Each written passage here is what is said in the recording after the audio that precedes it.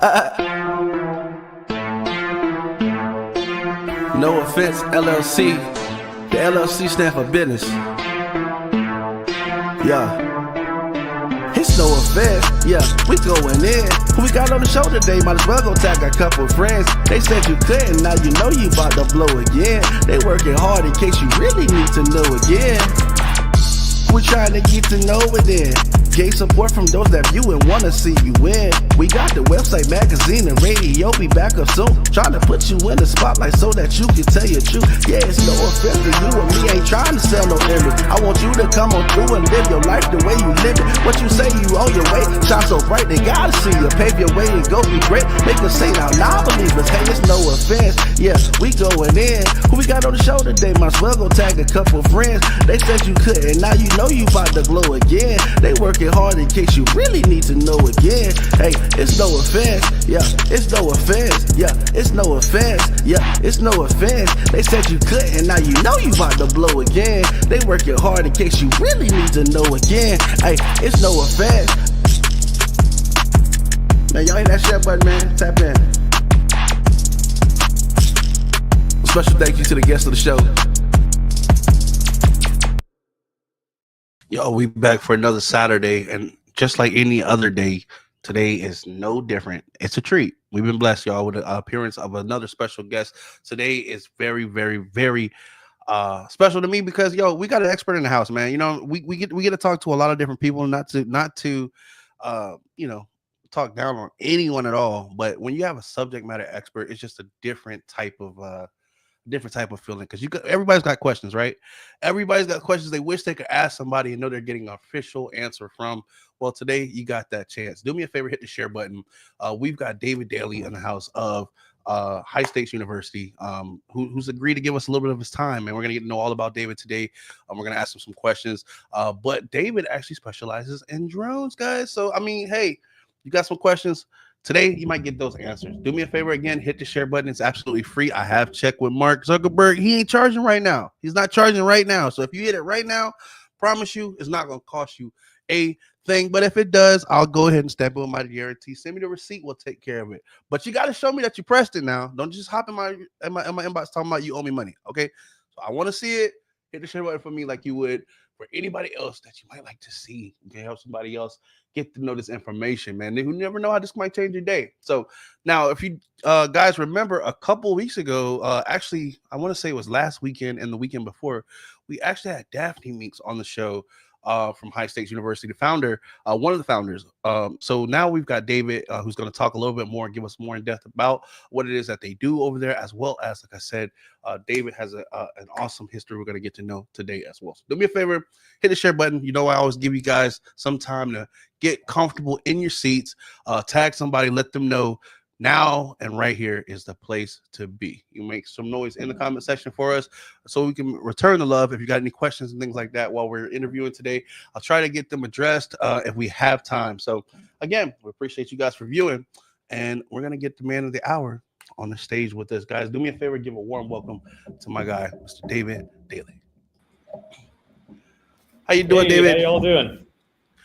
I'm good. I'm good. I'm on this side of the ground, so it's a good thing. Hey, man. Thank you again for giving us your time, boss, and allowing us a chance to get to know so much about you and your profession. Like I said before, that's not every day that we have a subject matter expert on the podcast. That way, who can educate us properly on all things. In your case, drones, right? So, if it's okay, I like to start every story from the beginning. You ready to hop into this thing? Yeah, let's do it. All right. If you can, David, please let us know where were you born and raised, man? How was growing up? Tell us a little bit about your upbringing. Yeah. I was born and raised in San Diego, California, and so I spent my whole life there until I was 18, and joined the military as soon as I could. I wanted to get out of there and do my own thing. So it was a fun city to grow up in. Lived in a not one of the greatest areas of the city. It was a little crime ridden, kind of thing. But it was definitely a good place to grow up as far as, the city of San Diego. I was just ready to spread my wings, so the military was calling right out of the gate. Gotcha. Is there any particular reason why you chose the Marines? I know I've got some Air Force in my family, and I know everybody's got their reasons. But I'm wondering, is there a specific reason that the Marines particularly called to you? Is that did they have the job that you want, or was that something you already had your sights on going into, or how did you Yeah, you know? it was I went to the Naval Academy right out of high school. So for the first 4 years, I was in the Navy, and then I went, Marine Corps. And the thing that attracted me to the Marine Corps was I really felt that, like, when I looked at, no disrespect to the other services, everybody has their role and stuff. But when I looked at the other services, I was like, I know I can do that, and with the Marines, I was like, I don't know if I can hang with them, like, I don't know if that's, if I'm at that level, where I can do that. And that was appealing to me to, do something that was like, hey, maybe I'm not good enough. Maybe I am, I don't know, but I want to find out what the answer to that question is, so that's why the Marines were appealing to me. It was a challenge. And at the time, when you look at, like, the recruiting, because I joined in the late 90s, Mhm.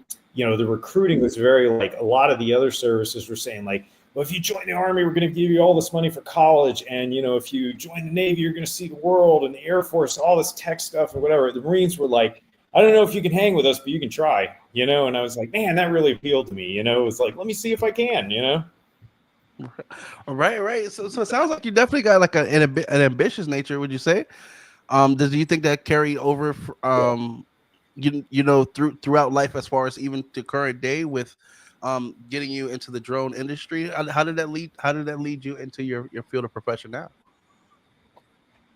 Yeah, I think it sort of carries over. I end up struggling with a lot of PTSD while I was in the Marine Corps.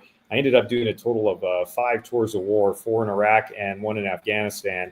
And so Wow. I walked out of that with a lot of PTSD issues. So there's been some rough years, and I think that PTSD is kind of, had a big effect on that, like, it kind of fights with that ambition, so, like, there's one part of me that's like, yeah, I want to conquer the world and do all this other stuff. And then the other part of me is that, like, battling the depression and kind of all the dark roads you go down, Yeah. from those experiences. So it's kind of like a battle between the two. But after I got out of the military, after my fifth tour, which was the one in Afghanistan, Mhm. I did a little bit of, like, corporate America stuff, and it just didn't really fit, working out of a cubicle kind of thing. And then eventually, I started seeing how my PTSD symptoms were slightly more manageable when I was messing around with a toy drone that I had. And I think it had Mm. something to do with, like, the different perspective, of, like, looking at the world from above. So, like, where my problems were on the ground, I didn't, like, have that much of a connection while I was flying. And then, Right. my wife at the time had said, maybe you can make a business out of this. So, I started a drone business back in 2017, and, kind of just kept growing it from there. So that's kind of how I got into the drone businesses. It was a good way to manage some of the symptoms that I had from PTSD and keep me from going down those dark paths that I had been on. Well, I'm definitely glad that you were able to find an outlet and something to definitely help you with the transition. What would you say, if I can backtrack a little bit? I'm sorry. What would you say were some of the harder aspects of transitioning that you would say? Because I know for some of us who haven't experienced that, um, we hear about it, but we don't necessarily understand, and we would like to understand so that we can assist if possible. But sometimes we just maybe don't understand, or possibly can fathom what it is dealing with what you're dealing with. So just as a person who has Yeah. experienced that, what would you say are some of the harder aspects, or some of the things that you thought that maybe anyone who would like to help might have possibly been able to help with certain things? So just so they understand the perspective, because sometimes we think we're helping and we Yeah, might not yeah, even be yeah. helping. You know what I mean? So Yeah, it's different for everybody. Obviously, everybody has their own journey and stuff. But I think in talking to a lot of vets over the years, and people that I served with and everything, I think some of the common threads are that it's when you transition out of the military, whether you were in for a couple years or you did 40 years or whatever it was, you have a very defined identity, and I think everybody wants to feel valued. Everybody wants to feel like they are doing something that means something, to the Right. people around them and to themselves. And in the military, that's very easy because you have a set defined role. You are the rifleman, you are the, artillery officer, you are the, whatever it is, like everybody knows, okay, you do this and you are judged on how you do that. And so if you do a good job at that, you really start to feel like I'm somebody, I have a purpose here, and Right. you collect all this Right. knowledge, like in my case as a Marine officer, with all the tours of war and stuff, you have all this knowledge of like weapon systems and tactics and, how to do all kinds of things from convoys to clearing rooms and whatever. And then you sign a paper one day and that's all gone. Like nobody's asked me to blow anything up since leaving the military, and Yeah. you have this identity of yourself where within that organization, at least in my case, there were lots of my peers saying like, we know you're really good at this, we are glad you're a part of our team, we're happy you're on this operation with us. And then when you go to the civilian world, all that knowledge, or at least a significant portion of it, doesn't matter anymore. Like, Right. maybe you can disassemble and reassemble dozens of weapons, but that doesn't mean anything, when you're trying to sell, pieces for a factory, or I worked for Amazon for a while, running warehouse stuff, like none of that ever applied. And so it was Right. really hard, I think, to go from where you had an identity and a meaning and a value to where now you don't. And Right. then on top of that, you're dealing with all the issues that you collected over that experience, which, during the time that I was in, a lot of people were going to war. And so, you're really trying to struggle with like not only the stuff that happened over there and that, will never get erased from your mind, but also the like, well, now I'm nobody, now I don't have value and stuff. And so it was real hard to figure out, where you fit into things after that. And so I think that in most cases, whether it's combat or not, whatever, when somebody leaves the military, it's a loss of identity, and you Mm. literally sign a paper that says, I was Major Daly when I walked into that office, and when I walked out, I was just Dave, and it was done. It was all that stuff was gone, and that's very hard. So I think that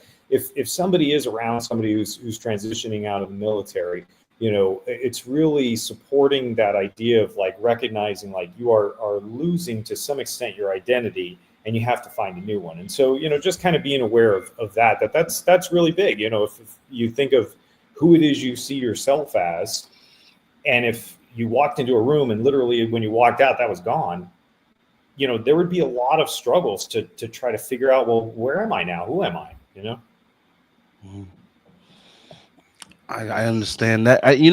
I've never thought about it like that, or even considered it like that. But that sounds like no matter where you are, especially because of the transition, like you said, coming out of that out of a duty, a role of service, where it's clearly defined as to what your expectations and your role and your responsibilities are, to now trying to figure out exactly where you stand in what world, you know that sounds like it could be just a lot to deal with in general. You know what I'm saying? So I definitely thank you for letting us know that, and for those, like you said, those who are around individuals who may be experiencing that, I think understanding, man, is like, it sounds like one of the best things that you can actually try to do is just try to understand, like, don't set an expectation when they don't even know what expectations are. Like, it sounds like it's like just a hard transition. I know from doing something consistently, day after day, to now the next day, it's like now you got to find something else to do. You feel lost, you feel thrown into like what am I, like, Yeah. what would I do with my time?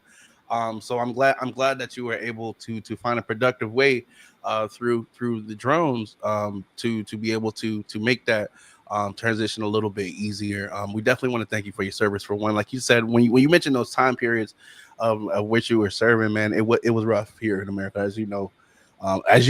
Obviously, you guys, know more than us. So definitely Right, want to right. say thank you for your service. Getting into these you're working with the drones and sharing your knowledge. Were drones something that you worked with when you were in service, or and then you just decided to keep at it as you came out, or was it something completely new to you when you came home and started to look into and go from there? Yeah, I used drones in the sense of, like when we were targeting things, you would have the video from the drone, showing a feed that you could build, intelligence off of and that kind of thing. But my specific job wasn't like, I wasn't responsible for doing anything with the drone. I just benefited from the information it collected. So I really didn't have any idea about doing anything with drones. It was, not until probably 3 or 4 years after I was out of the service, and I was just not clicking with corporate America and doing the whole cubicle thing and stuff, that it really, was, my wife at the time, we're separated now, but her saying like, hey, like you seem to really be enjoying that little toy drone that you're messing around with. Can that be a business, and can you do that instead of working for somebody else and whatnot? And so, that was really like what brought me into that. I didn't really have a whole lot of exposure other than benefiting from the technology, when I was in the service. And it just happened to be that, like, probably around 2015, I would say, was when drones started coming out that were at that level where, like, you probably could start a business, using a relatively inexpensive, drone. And so it just kind of was like the right time, the right place to jump into it. Okay, well, so how would you say, or what would you say that you learned, since that, going from that, and this is a little toy drone that I might fit it with to now this is my business. What would you say your biggest concern of, you know, from the consumers necessarily? Like, what was the process? Like, how did I get to where I'm at now within that? Yes, sir. Yeah, I started the company in 2017, which was my drone service company called Vigilante Drones, and that was at the time I was living in Montana, and it was because it was so new, there really wasn't anywhere to go to like learn the information on it. Like, you just kind of had to like figure it out on your own. And so, like, a lot of it was kind of trial and error and seeing what people were interested in as far as, what would they pay for services, what were things that they wanted. And in the area that I was in, it was very rural and agricultural based, so they didn't really want like a lot of things like real estate photography. It was more like, surveying fields and things of that nature. And so, I started just kind of educating myself on, okay, how do I fly this thing and how do I become a better pilot? And, I didn't know anything about photography. So it was like, okay, let me learn a little bit about photography, so I learned about that.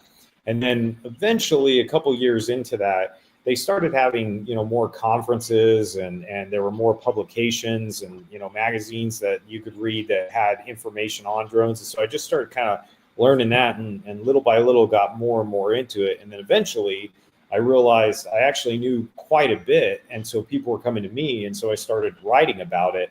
And so, now I write a lot of articles for various publications on all things related to drones, and I kind of became a subject matter expert just by starting when it was kind of in its infancy and being there the whole time and moving with it. So you kind of had that like tribal knowledge that you brought with you, so you became kind of like one of the go-to people for that industry. Got it. Now, in your current role, you actually do like go up as far as even to instructing law enforcement on how to utilize the technology. If I'm not, if I had that correct, is that correct? Yeah. I'm the, Daphne was the founder and her vision created the company. And then I'm the chief pilot and one of the main trainers, for it. So I'll do like a lot of the direct interaction with, law enforcement. And, we have a bunch of different training pipelines that we do from, just the very basic of like how to operate the drone to, how to use the drone for specific things like search and rescue or, trying to find people in a fire or something like that. And so We have just a lot of catered training, that's bespoke. So, we don't believe that like there's a one size fits all. It's very much like the Palm Springs Police Department might have something totally different that they need compared to the Los Angeles, Police Department or something like that. And so we really look at like what's their need, and then we see how can we build a course around that or teach. And if it's something new that they want that we don't do, we have a network of experts that we can tap into. Say, hey, the whatever police department or fire department or whatever wants to know, can we build a course around this? And so we see, whether or not we have like the team that can do that, which most of the time we do. Gotcha. Well, that seems like a job that definitely keeps you on your toes because you have to adapt all the time, and especially if I can remember, like when you're piloting those drones, you have to have you have to actually have someone manning it or actually like viewing the area of whatever it's surveying. How is some of the imagery that you see from up there? Because that is most human beings aren't up there often, unless they're flying or just happen to be looking down. So what are like some of the most interesting things that one you might be able to talk about seeing up there, and how is the view up there as compared to as you would compare it to just walking around on a day to day? Would you say it's more beautiful? Is more, or how would you describe it as someone who has the opportunity to be up there often? Should I say? Yeah, I would say, I mean, I think there's beauty everywhere. It's an awesome world, and there's lots of diversity and great stuff to see. Whether you like, nature, or you're more into like architecture or whatever. And the nice thing about drones is I see them as like, they're another tool. So you can look at it as like, there are some times that a drone is great for stuff, and other times that it's not. But it gives you that view from above where you can get like more information in that's like different than what you could get if you were just on the ground. And so, for law enforcement or first responders, a lot of the stuff that they do, like you look at like a fire department, for instance, if they're on the ground and they're seeing this building like, with pillows of smoke coming out and stuff, a lot of their view is obscured. But if you have a drone in the air, especially one with like a thermal camera, it can look right through that smoke and say, hey, we see people on the second floor, or, the hot spots are in this area. So if you come in from this side, it'll be safer for your guys. So it's another tool in the bag that gives you a different perspective. And so because of that, you have more information that you can make better decisions off of. And, that's what I think you get with, like, flying them for a long time, is you start to see, like, I have a little more of an input on this situation that I can see from a different angle. And that helps me, make a better call on like what I want to do. I now I think when you said that, I completely opened up a whole different train of thought for me, man. I can definitely see how that changed the matter of affairs for a lot of different situations, especially like you said in law enforcement.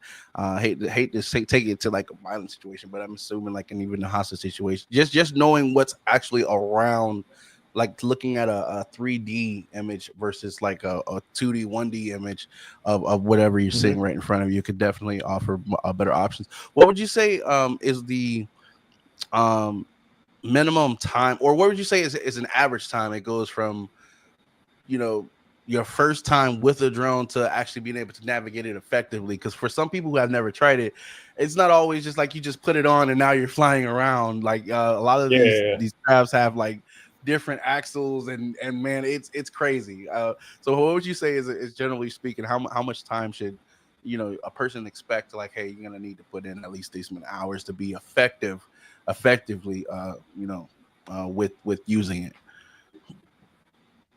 Well, the cool thing is, like, a lot of the technology that's out there right now, they practically fly themselves. So, you could really take a lot of the nicer drones that are out there, that probably start around like, probably like $500, or somewhere in that neighborhood, and they have so many built-in options that they will pretty much fly themselves and stuff.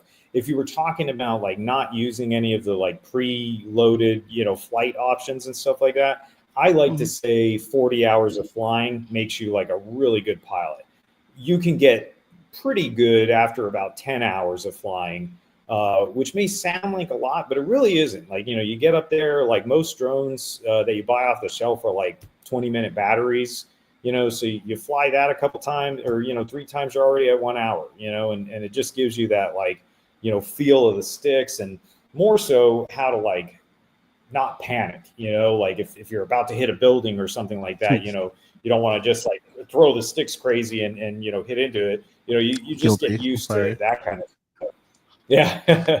Yeah. So it's I would say, when I train people, I always say you want to shoot for 40 hours, because in 40 hours of time, you're probably going to encounter a lot of things like losing the signal, or a bird coming at you, or maybe you're coming too close to a building, or it's the weather starts to change, just enough that you get a feel for how you're going to operate in those situations. But at least 10 hours will get you real comfortable. 40 will get you where, like, you're pretty good, and then after that, it's just all learning more, and eventually you get pretty surprised how quickly in this business you start racking up hundreds of logged flight hours. Okay.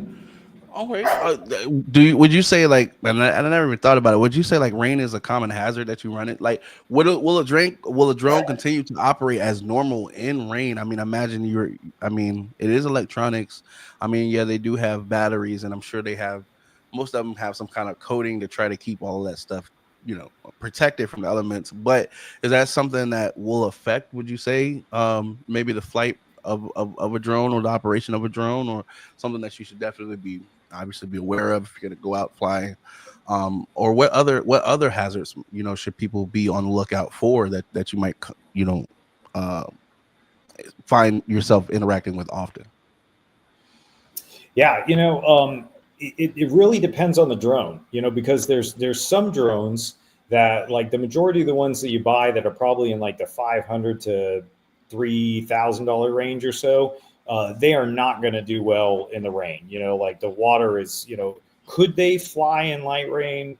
Probably, but you're going to risk having it have issues and crash, so you never want to fly those in rain. But there are more expensive ones that are probably towards the, like, 15K plus, range, where they're designed to fly in that kind of, water environment. So they can fly in moderate rain or whatever. But in general, you don't want to fly, with that, because the motors are exposed, and once water gets in there, it's going to rust it out. And if it causes a short, it can crash and whatnot. So it really is dependent on, like, what the type of drone is, as to whether or not it can, deal with that kind of, water intrusion. But in general, it's probably not good to fly around, rain. Thanks, David. What would you say are some features someone should expect? I mean, because obviously, for a general consumer, if a kid wants a drone, depending on what I can understand, like the 800 to maybe $3,000 range. I mean, until it gets to be worth investing more in. But what do you think would be some features you could expect from a high end drone if you're looking to spend to get a quality piece of property? A quality piece of equipment, and maybe even willing to spend on the higher end of the spectrum to get some. What are some of the features that you would say come standard, or should a person expect to have to make that a quality purchase? Yeah, I think it really comes down to what you want to use the drone for.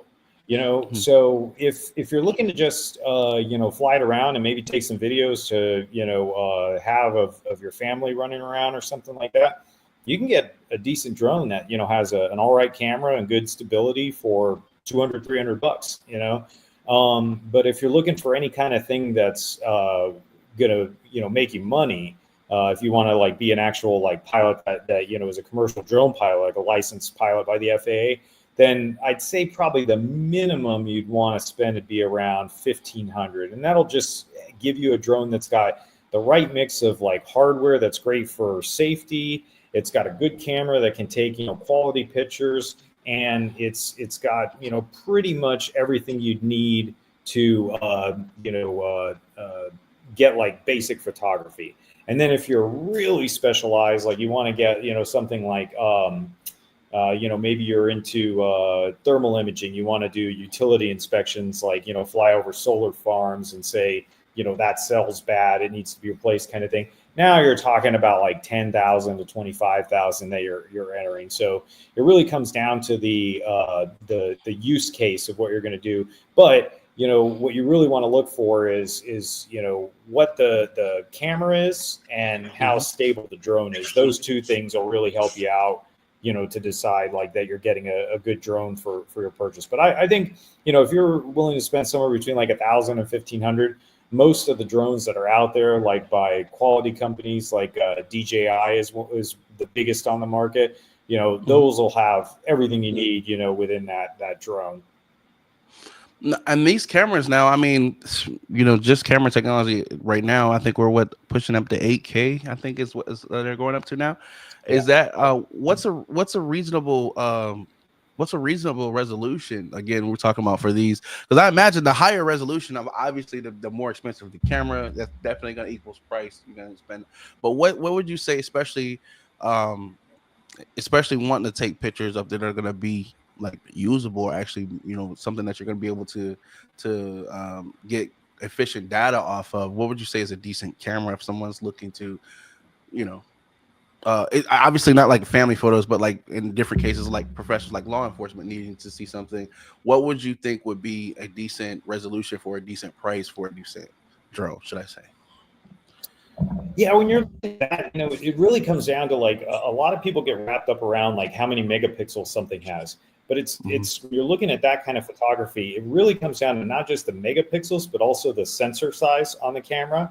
Right. So you can have a camera that has really high megapixels, but if the sensor size is low, it's going to be all fuzzy, and you're just not going to get a really clear image.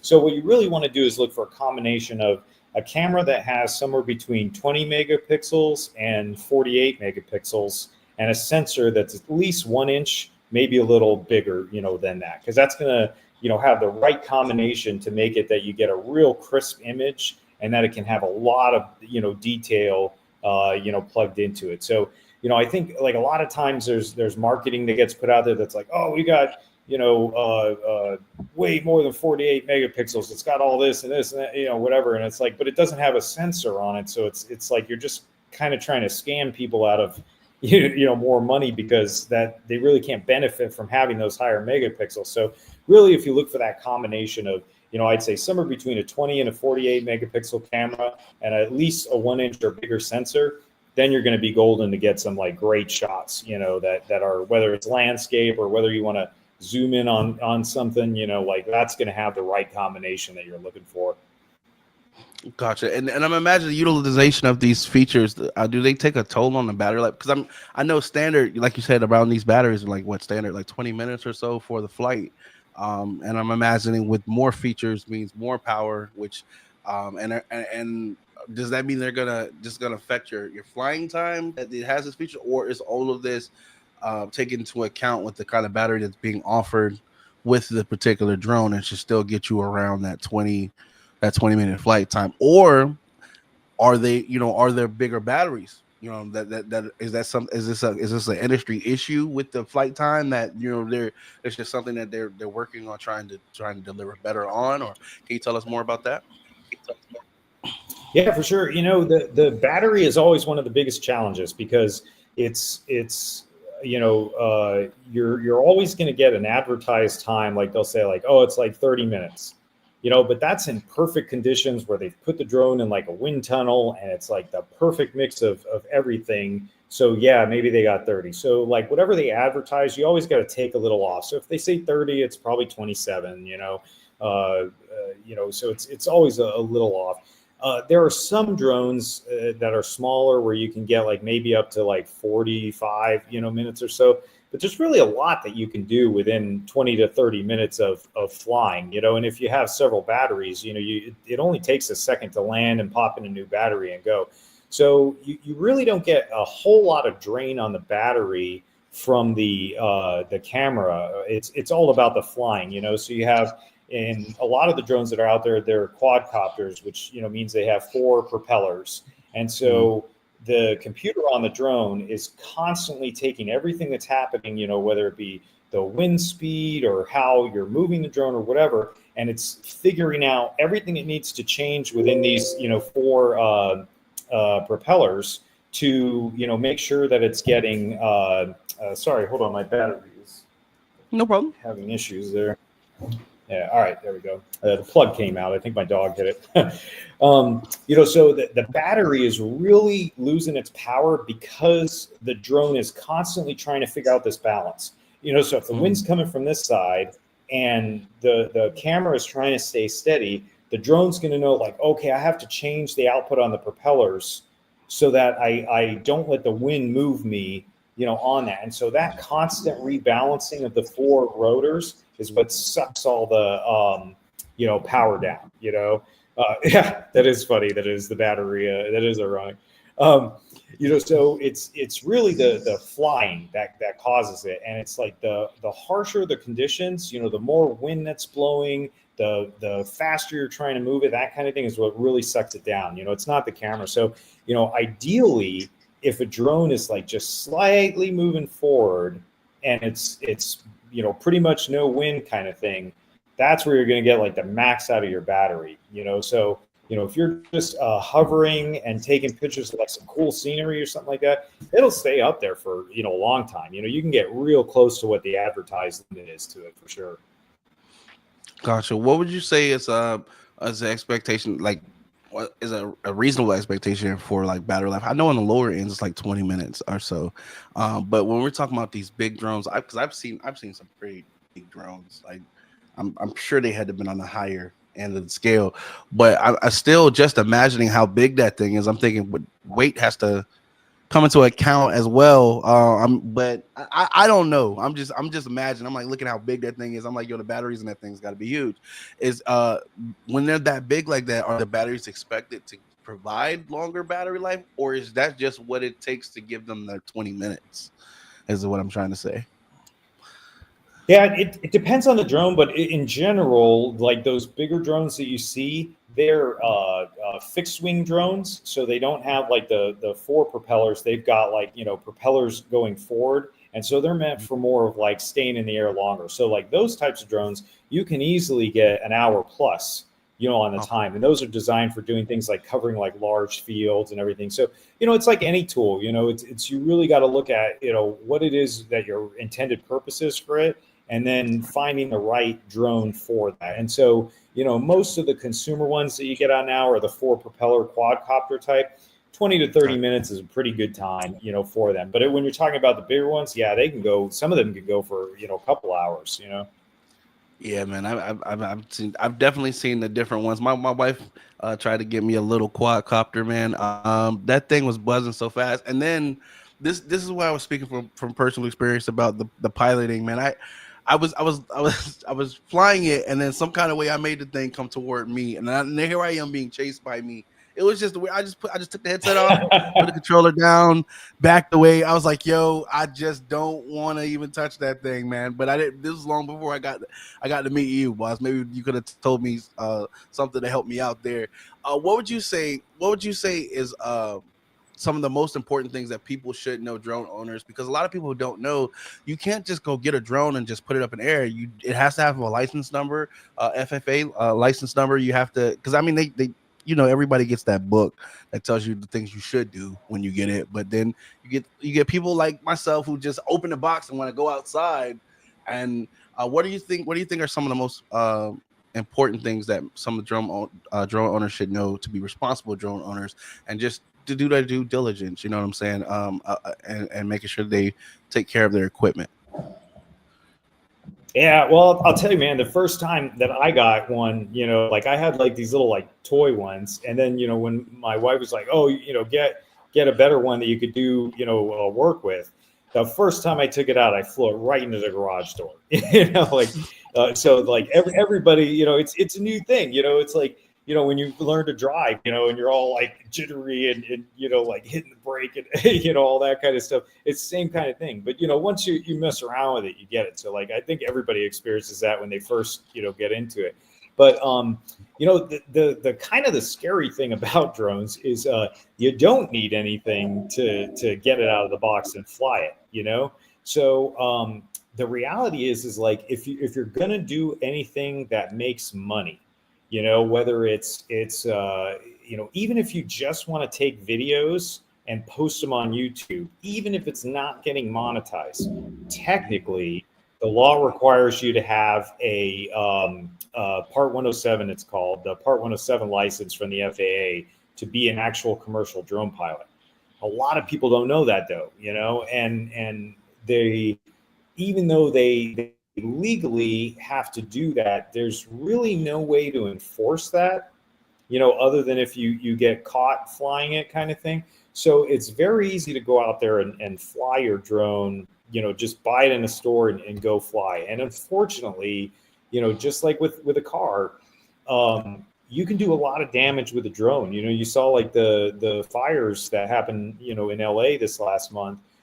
There was, some guy messing around with a drone and crashed into one of those aircraft dumping the water. Luckily, the pilots were able to, land the aircraft, but, he ended up eventually getting found because the drone got stuck in the aircraft. So it was pretty clear who, you can trace back the serial numbers and figure out who has it. And he got fined like $65,000 and might be going to prison and, just all kinds of stuff. And so it's like, if you want to, there's nothing that like stops you from buying a drone and going to fly it. But if you want to be safe and responsible, if you're just doing it for fun, the FAA has this free program called Trust. And it basically is like a bunch of classes you take online that are very, simple. And they give you a certificate that says, hey, you've learned some of the safety stuff to make sure that you're not going to do something stupid, or at least hopefully you won't do something stupid. And then if you're looking to do profit, now you got to get like a license and you have to take an exam, that shows that like you understand. Because when you're doing a lot of the stuff where you're making money, you're flying in the same space that like, aircraft with people are in. And there's a lot of things you can do that can really mess stuff up and cause problems. And, you have to understand stuff like, how that airspace is deconflicted and how you can operate within it and, whatever. And it's like, it's pretty complicated up there when you think of all the like thousands of flights, going on, whether they be civilian and military. And so, there's like a lot of times when I go to, do one of my jobs, I either have to get the FAA's permission, or sometimes I have to get like special permission for the military to fly in an area, and all these different agencies need to know where I'm flying and whatnot. And so, it really comes down to, if you want to be responsible, then as a hobbyist, just doing it for fun, go through the Trust program, which if you go on the FAA's website and say FAA drone, Trust, it'll bring up that, program. Again, that's totally free. And it teaches you what you need to know, so you can be safe. And if you're going to be a commercial pilot, you definitely have to get your license. Yes, I definitely think it's cheaper to get the license than it is to get the $65,000 fee in prison time. If you ask me, whatever you got. Yeah, the license is $175 is what the FAA charges you. So it's a big difference between that, and there's lots of people that have been, caught doing stuff and fined hundreds of thousands of dollars, for operating their drone illegally, and so it's not worth the risk, and the nice thing is, you have to retake that test every 2 years, but you only pay the first time. So once you pay the first time, the retakes are all free and they're all online. And so it's very easy to, just keep that current and not, have any issues at all. It's like one of the few government things that works efficiently, that you don't have all kinds of red tape to keep everything going, Well, definitely appreciate the knowledge, David. You have been phenomenal, man. Just answering. I know I got some crazy questions sometimes, but hey, I feel like if I'm going to ask somebody, I want to ask somebody who's going to give me a straightforward answer instead of sitting around asking my friends who know just as much as I do. So we definitely got to take advantage of when we can ask somebody who has the right information to give us. About like on movie sets, man. I would imagine there's plenty of opportunity to gather beautiful scenery and just different angles of different sets and different activities. Do you ever get like opportunities to maybe fly for different movie sets, or what are some of the unique jobs that you've been able to participate using this technology?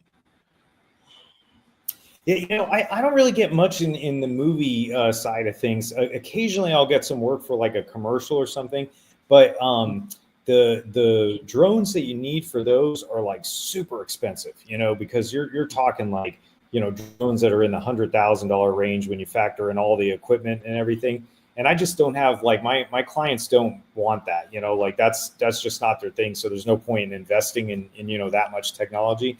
And the other Right. thing is, like, when drones first started getting into like the movie business and stuff, it was a lot of like people building them on their own and kind of like figuring it out how to do it by themselves and stuff. So this like small group of people really became like the people to go to. And so they kind of got the market cornered, So if you're like coming in, unless you're going to work for one of them, it's probably not going to be something you're going to have an ease going into, and when you think about like the big studios and stuff, they're going to go to those people that they've been working with forever, that they know do quality work. Like, they're not going to have a reason to say like, maybe Dave can do it, like, they're going to stick with who they know and stuff. So, but for myself, like with the things that I've had a lot of, interesting things. Like sometimes, you do search and rescue stuff, which is always, interesting.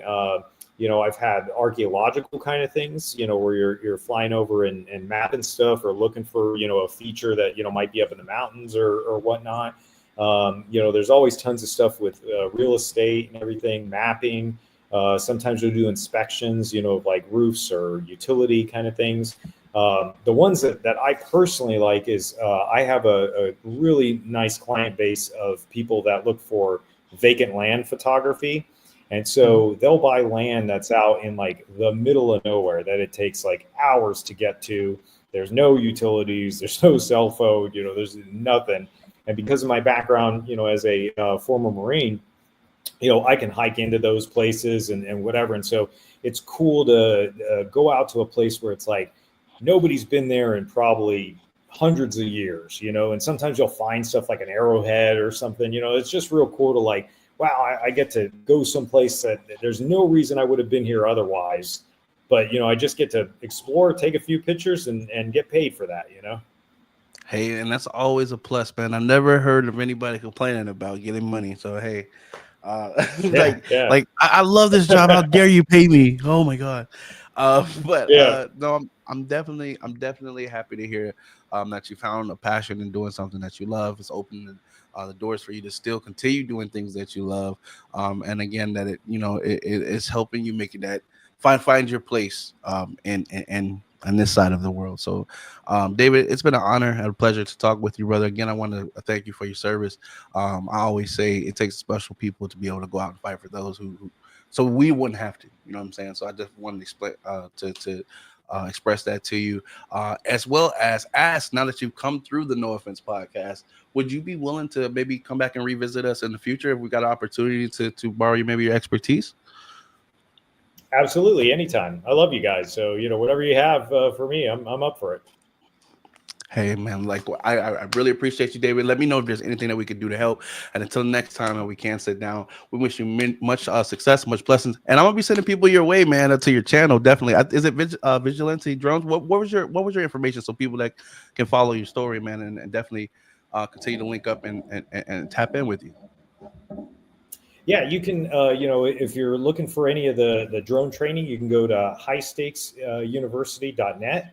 And then if you're looking for online classes so that you can get your Part 107 license and become a pilot, go to Altitude University, where we have an online course that'll do that. And then if you're interested just in drone services for my drone service business, just look up Vigilante Drones, and we'll take care of you. Hey man, again I appreciate you, David, and we wish you a happy weekend. Are you a football fan by any chance? I think the Super Bowl is going on this weekend, right, or something, or it's coming up soon. I heard Yeah, it some is. coworkers. It is going on tomorrow. I am not a big football fan, but I like college ball better than pro ball. I think people are like hungrier. They try to fight, to get into the pros. So It's crazy. We gotta have a conversation about that sometime because I've said the same exact thing, boss. I feel like when they're in college, they're hungry for the deal. When they get to the yeah, NFL, they it's want more it. about business decisions. Like they got to stay in as long as possible. You don't see them Yep. go for the touchdown or go for it because like, wait a minute, I could have got injured right there, Yeah. man. I'm not gonna put Right. Right. myself out there Right. like Yeah. that. Yeah. But definitely a conversation for another time. I want to make sure that this interview gets its proper shine. So, David, we'll be linking up hopefully have that conversation soon. And until then, stay blessed, brother. We'll hear from you and definitely tap in with you soon. You as well. Thanks for having me. It's been a pleasure. Yes, sir. Same here. All right, guys, this concludes our interview today with David Daly. Please make sure that you guys go show some love over at High Stakes University. Get to know all about their channel. I think it's Vigilante Drones, he said, on our YouTube. We'll get those links in the article that we write up about the interview today. Make sure that you show some love. Hit the share button.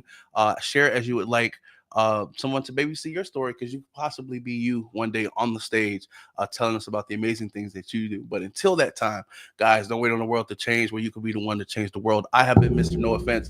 You guys have always have been absolutely awesome. And until next time, stay blessed. Peace.